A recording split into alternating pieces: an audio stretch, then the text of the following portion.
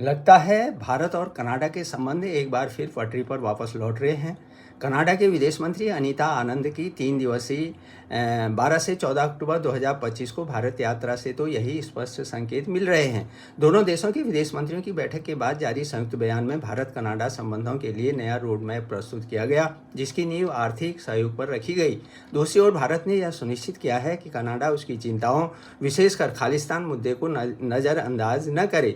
इसलिए संयुक्त बयान में यह बात शामिल की गई है कि दोनों देश एक दूसरे की संवेदनशीलताओं और चिंताओं का सम्मान करें और संप्रभुता एवं क्षेत्रीय अखंडता के सिद्धांतों के पालन के प्रति प्रतिबद्ध रहें। उल्लेखनीय है कि फरवरी 2018 में कनाडा के तत्कालीन प्रधानमंत्री जस्टिन ट्रूडो भारत की 7 दिन की राजकीय यात्रा पर भारत आए थे, लेकिन ट्रूडो की यह यात्रा उनकी उम्मीदों पर खरी नहीं उतरी, क्योंकि नई दिल्ली ने कनाडा में बसे अलगाववादी खालिस्तानी तत्वों को ट्रूडो द्वारा बढ़ावा देने की वजह से कोई महत्व नहीं दिया। उसके बाद आने वाले वर्षों में दोनों देशों के बीच संबंध इतने बिगड़ गए कि नई दिल्ली और ओटावा में एक दूसरे के राजदूत तक नहीं रहे।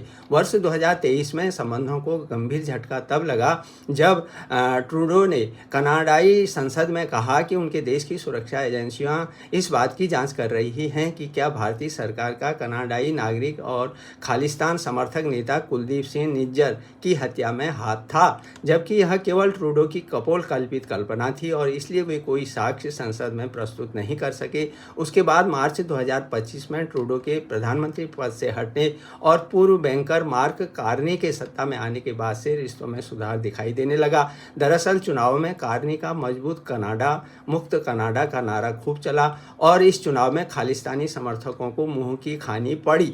यह यकीनन भारत के लिए सुखद है और अनुकूल भी था। कार्नी मानते हैं कि ओटावा को नई दिल्ली की ज़रूरत है, विशेषकर आर्थिक व कारोबारी क्षेत्र में। यही कारण था कि भारत के साथ कनाडा के व्यापक आर्थिक भागीदारी समझौता पर आगे बढ़ने के कयास लगाए जाने लगे। जुलाई 2025 में कनाडा के कानानास्किस में हुए G7 शिखर सम्मेलन के दौरान प्रधानमंत्री नरेंद्र मोदी और प्रधानमंत्री कार्नी की मुलाकात से इस प्रक्रिया को आगे बढ़ाया गया।